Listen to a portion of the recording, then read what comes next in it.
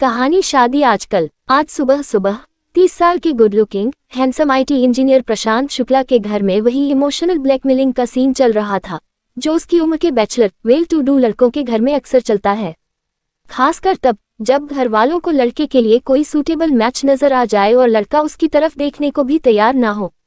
फिर साम दाम दंत भेद हर नीति अपना कर माँ बाप के द्वारा उसे घेरने की तैयारी की जाती है। प्रशांत की मेज पर कल से एक खूबसूरत लड़की की मैट्रिमोनियल फोटो पड़ी हुई थी। उसकी एक नज़र के इंतजार में। नाम था शुभांगी जोशी।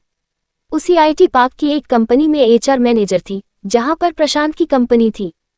फोटो पर उल्टी सी नजर पड़ी तो प्रशांत को वो चेहरा जाना पहचाना लगा। शायद कभी किसी कैफे में चाय की टपरी पर या फिर राह चलते देखा होगा उसे। खिला खिला सा हंसमुख चेहरा था जिस पर स्ट्रेट सिल्की शोल्डर कट बाल झूल रहे थे। कुछ देर प्रशांत की नजरें उस फोटो पर ठहरी रहीं, लेकिन फिर पलट गई। कल ही उसके बहुत अच्छे हमउम्र दोस्त का डाइवोर्स केस फाइल हुआ था। उस खबर की कड़वाहट अब तक महसूस कर रहा था वो। पिछले साल ही तो उसकी शादी में जमकर नाचा था।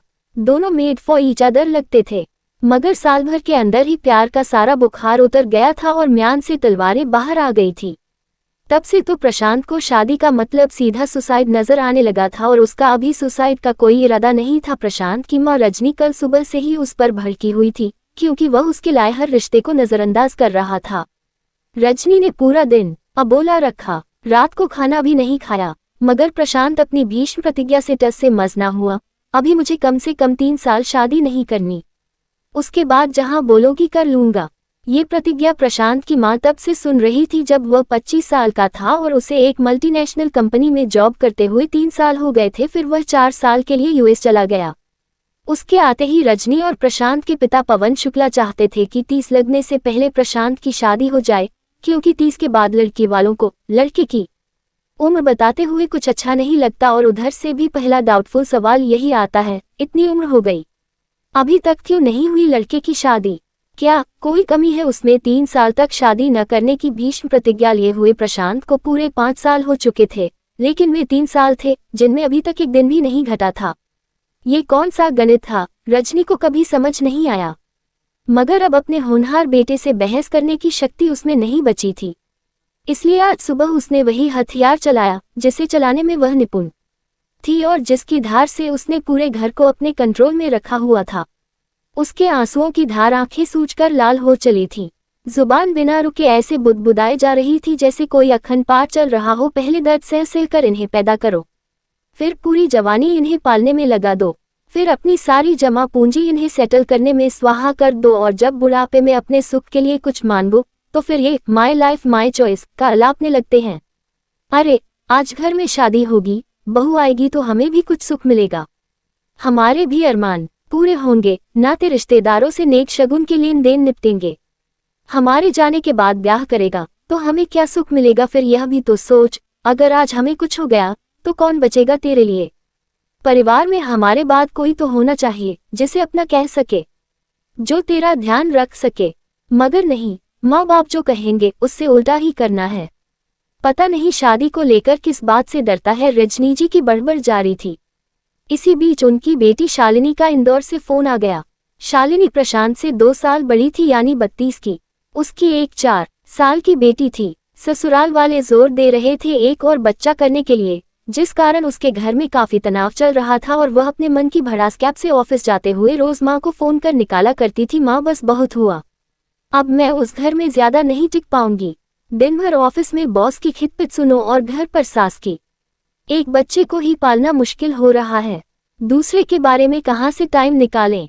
और जब भी अपनी मजबूरी बताओ तो यही सुनने को मिलता है, हमने तो 3 को पैदा किया है और उन्हें अच्छे से संभाला भी है।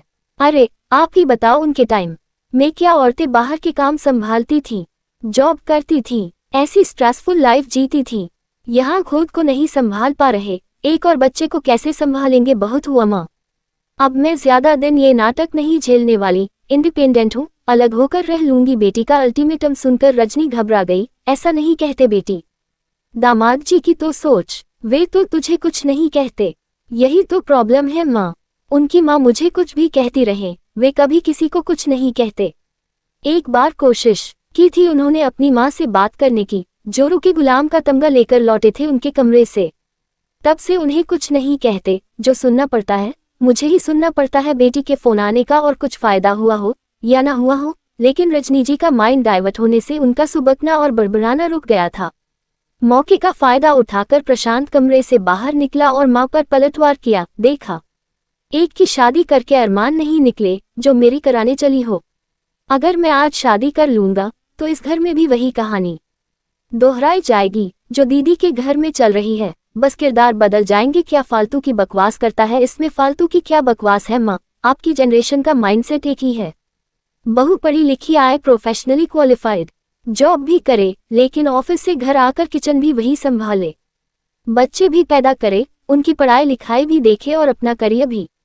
यही दीदी की सास का माइंडसेट है और यही आपका भी है। मेरा कहाँ ऐसा माइंडसेट है। तू एक बार बहू तो ले आ, देखना मैं उसे कुछ नहीं कहूंगी। कैसे कुछ नहीं कहोगी? जिस रिश्ते के लिए इतनी लड़ाई चल रही है घर में, वो लड़की भी 10 घंटे की नौकरी कर रही है, थक हार कर घर पर आएगी, फिर क्या उसका मन करेगा किचन में काम करने का? और मैं तो कर नहीं सकता, क्योंकि मुझे तो आपने कभी किचन में आने नहीं दिया, कभी कुछ नहीं सिखाया। ये कहकर कि रसोई के काम लड़कों के नहीं हैं। आजकल की लड़कियां लड़कों वाले सारे काम कर रही हैं, मगर लड़के लड़कियों वाले काम नहीं सीख रहे। फिर क्या होगा घर में सिवाय क्लेश के? और फिर वो भी अपनी माँ को ठीक ऐसे ही रोते रोते फोन करेगी जैसे दीदी आपको पिछले 6 सालों से करती है। देख बेटा, लड़कियों को घर तो संभालना ही पड़ता है। रजनी तमक कर बोली, यह आपका सोचना है माँ, आजकल लड़के और लड़कियों की सोच में फर्क नहीं रहा। जब दोनों कमाते हैं तो फिर घर भी दोनों को ही संभालना होगा। आप पूछ रही थी ना किस बात से डरता है? बस इसी बात से डरता हूँ कि क्या क्या संभालूंगा शादी के बाद, ऑफिस, घर, बीवी, माता पिता। फिर लगता है जैसा चल रहा है वही बढ़िया है। रोज अपने कलीग के घर में चल रहे इन्हीं ड्रामों के किसे सुनता हूँ। बात यह है कि आप जैसे सो कॉल्ड मॉडर्न पेरेंट्स ने अपनी लड़कियों को कमाना तो सिखा दिया, लेकिन अपने लड़कों को घर संभालना नहीं सिखाया। इसीलिए आज शादी में बैलेंस बिगड़ रहा है, जिस वजह से आज मुझे शादी एक डरावना सपना नजर आ रहा है। और ये सिर्फ मेरे साथ नहीं है, आजकल सभी लड़के लड़कियों के साथ ऐसा ही हो रहा है। मगर बेटा कब तक अकेले रहोगे? कंपेनियनशिप तो हर किसी को चाहिए, एक प्यार भरा साथ हो, हाथों में हाथ हो। रजनी जी ने अपना सुर बदला तो उसके लिए शादी की क्या जरूरत है माँ? आजकल कंपेनियनशिप बिना शादी के भी मिल जाती है। Don't worry about that. Prashant जुमला उछालकर वापस कमरे में चला गया। ये सुनते ही रजनी जी फिर तिलमिला उठी। आजकल के लड़के लड़कियां तो यही चाहते हैं कि सब कुछ खुद ही देख ले और माँ पिता को दूध में से मक्खी की तरह बाहर निकाल कर रख दें। रिश्तों का तो कोई मोल ही नहीं रह गया। प्रशांत वापस अपने कमरे में आया, मेज पर पड़ा शुभांगी का फोटो हाथ में उठाया, उस पर एक गहरी नजर डाली और फिर मेज की दराज में डाल दिया। वो सुबह उस दिन अतीत बन गई थी, लेकिन उस सुबह ने न जाने कितनी बार खुद को दोहराया था। फिर एक दिन रजनी जी और पवन थक हार कर चुप होकर बैठ गए और प्रशांत को उसकी किस्मत पर छोड़ दिया। अब प्रशांत का पूरा फोकस करियर पर था। आते जाते कभी कभी उसे शुभांगी जोशी दिख जाती थी, कभी आईटी हब की पार्किंग में, कभी किसी फूड कोर्ट पर। दिल में एक टीस सी उठती, मगर आजकल की शादियों का हाल देख वह खामोश रह जाता। देखते ही देखते 6 साल गुजर गए थे। इसी बीच प्रशांत के पिता का देहांत हो गया था और माँ रजनी ज्यादातर बड़ी बहन शालिनी के पास रहा करती थी, उसके दूसरे बेबी को संभालने के लिए। प्रशांत अब अकेला रहता था, खुद को और घर को संभालना सीख गया था। करियर में जहां पहुंचना चाहता था पहुंच चुका था, इसलिए वहां भी कुछ पाने को बाकी नहीं बचा था। वैसे तो बाकी सब ठीक था, लेकिन दिल के किसी कोने में एक खालीपन बसा रहता था जो उसे सताने लगा था। उसकी वह सोच आजकल बिना शादी के भी कंपेनियनशिप मिल जाती है बिखर चुकी थी। पिछले 6 सालों में 3 लड़कियों को डेट कर चुका था, लेकिन सब टेम्पररी कनेक्शन निकले। परफेक्शन को ढूंढते गिव एंड टेक की समीकरण में उलझे कच्चे रिश्ते। प्रशांत ने जिंदगी में इतना तन्हा खुद को कभी महसूस नहीं किया था जितना आजकल कर रहा था। इसलिए अपनी कार छोड़कर ऑफिस शेयर्ड कैब से जाने लगा था, ताकि कुछ मिनट के लिए ही सही कलीग्स के अलावा कोई और ऐसा बंदा मिले जिससे 2-4 बातें हो जाएं। आज प्रशांत जिस कैब से ऑफिस जा रहा था वह बीच में एक रेसिडेंशियल सोसाइटी में रुकी एक पिकअप के लिए। प्रशांत की को राइडर एक लड़की थी। प्रशांत ने उसे कुछ देर कनखियों से देखा और फिर चौंक पड़ा। ये वही थी जिसका मैट्रिमोनियल फोटो और बायोडेटा 6 साल पहले प्रशांत की टेबल पर था, जो कभी कभी उसे अपने कैंपस में दिखती थी। मगर पिछले 2-3 सालों से पता नहीं कहाँ गायब हो गई थी। शुभांगी जोशी बदन थोड़ा भर गया था, बाल थोड़े छोटे हो गए थे, लेकिन चेहरा बिल्कुल वही था। उम्र जैसे उसे बिना छुए निकल रही थी। प्रशांत उसको देखकर यह सेंस करने की कोशिश कर रहा था कि इसकी शादी हुई या नहीं, या ये भी मेरी तरह ही साथ बैठा लड़का अगर किसी लड़की को कनखियों से घूर रहा हो तो लड़की बिना देखे भी सेंस कर लेती है कि उसे घूरा जा रहा है।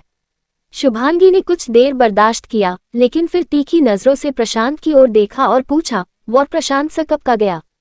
मुंह से इतना ही निकला, नथिंग। फिर थोड़ा हिचकते हुए पूछा, तुम शुभांगी जोशी हो ना? Do we know each other? Shubhangi ने हैरानी से पूछा।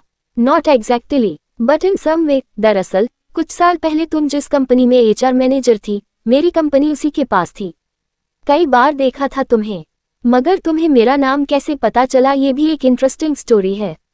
दरअसल 6 साल पहले तुम्हारा मैट्रिमोनियल फोटो और बायोडेटा आया था मेरे लिए। अच्छा, रियली? और तुम्हें मेरा नाम याद रहा? हाँ, पता नहीं क्यों याद रहा। 6 साल पहले का वो टाइम ही ऐसा था। मेरे पेरेंट्स ने शायद ही किसी बैचलर का घर छोड़ा हो जहां मेरा फोटो और बायोडेटा ना भिजवाया हो। इतने जोर शोर से भगवान को खोजते तो वो भी मिल जाते, मगर वे दामाद नहीं खोज पाए। शुभांगी हंसते हुए बोली, दरअसल उनकी गलती नहीं थी, मैंने ही उनकी सारी प्लानिंग फेल कर दी। मगर क्यों? मुझे शादी जो नहीं करनी थी। एक पढ़ी लिखी इंडिपेंडेंट लड़की आजकल कहाँ पेरेंट्स के प्रेशर में आकर शादी करती है। 2 साल लग गए उन्हें ये बात समझने में, तब जाकर शांत बैठे। यानी तुमने अभी तक शादी नहीं की? नहीं, तुमने तो कर ली होगी। सुनकर प्रशांत हंस पड़ा, नहीं, मैंने भी नहीं की। आजकल के पढ़े लिखे इंडिपेंडेंट लड़के भी कहाँ माता पिता के प्रेशर में आकर शादियां करते हैं। ये सुनकर शुभांगी भी उसकी हंसी में शामिल हो गई। वैसे काफी टाइम से तुम्हें कैंपस में नहीं देखा था, कंपनी स्विच की क्या? नहीं, स्विच नहीं की थी। 2 साल के लिए लंदन गई थी एक मैनेजमेंट कोर्स करने, पिछले महीने ही लौटी हूँ। वापस आकर उसी कंपनी को फिर से ज्वाइन कर लिया। एक्चुअली ये कोर्स मेरी कंपनी ने ही स्पॉन्सर किया था। Wow, good. प्रशांत ने रिएक्शन दिया। What about you? शुभांगी ने पूछा। मुझे जो भी कोर्स करने थे सब कर डाले। अब बस ऑफिस आता हूँ और काम कर लौट जाता हूँ, फिर अपना खाना बनाता हूँ और टीवी देखते हुए उसे एंजॉय करता हूँ। That's all. सैलरी बहुत है, मगर न खर्च करने का समय है और न ही कोई लक्ष्य, बस चल रही है जिंदगी सुकून से। कोई girlfriend, I mean if you don't mind, थी, मगर अब नहीं है। पता नहीं, शायद कुछ प्रॉब्लम है मेरे साथ, शायद कुछ अलग एक्सपेक्टेशन है मेरी। मैं एक नॉर्मल रिलेशनशिप ढूंढता हूँ जिसमें कोई बनावटीपन ना हो, कोई शो ऑफ ना हो, जहाँ डेट पर जाने से पहले मुझे सोचना ना पड़े कि कैसा लग रहा हूँ, अपने सफेद होते बालों को छुपाने ना पड़े, जहाँ मुझे ये प्रेजेंटेशन ना देना पड़े कि मैं तुम्हारा किस तरह से ख्याल रखूंगा, तुम्हारे लिए ये करूंगा, वह करूंगा, मेरे साथ अपनी लाइफ इन्वेस्ट करना तुम्हारे लिए फायदे का सौदा होगा, ब्ला ब्ला। यू नो, आजकल सब कुछ बहुत आर्टिफिशियल हो गया है, बहुत ऊपरी। प्रशांत की बातें सुनकर शुभांगी भी जैसे कहीं खो गई। Same with me. डेट पर जाकर बात करना ऐसा लगता है जैसे किसी कंपनी में इंटरव्यू देना कि कैसे खुद को बेहतर दिखाकर दूसरे को इम्प्रेस किया जाए। जिसके सामने मैं बनकर नहीं रह सकती, तो उसके सामने मैं जाऊं ही क्यों? वैसे क्या कभी अकेलापन नहीं लगता तुम्हें? लोनलीनेस की फीलिंग नहीं आती? इस बार शुभांगी ने जैसे प्रशांत की दुखती रग पर हाथ रख दिया था। कुछ देर वो गुमसुम बैठा रहा, विंडो से बाहर झांकते हुए, जैसे आसमान में शुभांगी के सवाल का जवाब खोज रहा हो। झूठ नहीं बोलूंगा, लगता है, बहुत लगता है। मैं तो अब इसी इंतजार में हूं कि माँ झूठी से एक बार टोक दे, बेटा यह एक लड़की देखी है तेरे लिए, सही लगी तो रिश्ता पक्का कर दूं। एंड आई टेल यू, मैं बिना लड़की को देखे हाँ कर दूंगा। ये सुनकर शुभांगी खिलखिलाकर हंस पड़ी। इतने डेस्परेट हो शादी के लिए, एक बात मुझे समझ आ गई है। भले ही रिश्ते दिल से बनते हों, मगर निपटे दिमाग से ही हैं। रिश्ते को चलाने के लिए हमें दिल का नहीं, अपनी इंटेलेक्ट का इस्तेमाल करना पड़ता है। अगर एक बार ये तय कर लो कि रिश्ता निभाना है, तो फिर वह सूझबूझ से निभाया जा सकता है। कुछ समझौते करने होते हैं, मगर जिंदगी भर का साथ तो मिलता है। शायद तुम सही कह रहे हो, तुम्हें नहीं लगता अकेलापन? प्रशांत ने शुभांगी की आंखों में झांकते हुए पूछा। लगता है कभी कभी, बल्कि अक्सर लगता है, मगर फिर वे सब प्रॉब्लम्स दिखने लगती हैं जो मेरी बड़ी दीदी फेस कर रही हैं। करियर का प्रेशर, फैमिली का प्रेशर, जीजाजी को तो घरेलू जिम्मेदारियां दिखती तक नहीं है, दीदी को ही सब संभालना पड़ता है। यू नो, आज भी सोसाइटी की वो पुरानी मेंटालिटी नहीं बदली है कि भले ही लड़कियां नौकरी कर लें, मगर घर तो उन्हें ही संभालना है। लेकिन मुझमें ना इतना पेशेंस है, न ही इतनी एनर्जी, बस इसीलिए मैंने पिछले 6 सालों में घर के सारे काम सीख लिए। खाना भी बना लेता हूँ, ताकि कम से कम मेरी फ्यूचर वाइफ को ये शिकायत ना हो कि उसे घर अकेले संभालना पड़ रहा है। वाह, परफेक्ट मैरिज मटेरियल बन गए हो तुम तो। किसी मैट्रिमोनियल साइट पर अपना बायोडेटा अपलोड कर दो, बहुत रिस्पॉन्स आएंगे। तुम करोगी रिस्पॉन्स? करोगी तो अभी अपलोड कर देता हूँ। प्रशांत का सीधा सीधा प्रपोजल सुनकर शुभांगी सकपका गई। उसे यूं आंकवा देख प्रशांत माहौल हल्का करने के लिए बोला, वैसे तुम तो रहने ही देना, वरना मेरी माँ मुझे उम्र भर ताना मारेगी कि देखा, घूम फिर कर वही मिली जिसका रिश्ता मैं तेरे लिए लाई थी। ये सुनकर शुभांगी की आंखों में शर्म के साथ हंसी भी तैर गई। इससे पहले वो कुछ कहती, उनका डेस्टिनेशन आ गया था। प्रशांत उसे nice to meet you, bye कहकर आगे बढ़ने लगा था। तभी शुभांगी ने उसे पीछे से कहा, लेट ना हो रहा हो तो चाय पियोगे मेरे साथ? तुम्हारा बायोडेटा तुमसे ही ले लूंगी, मैट्रिमोनियल साइट पर रजिस्टर करने के पैसे लगेंगे।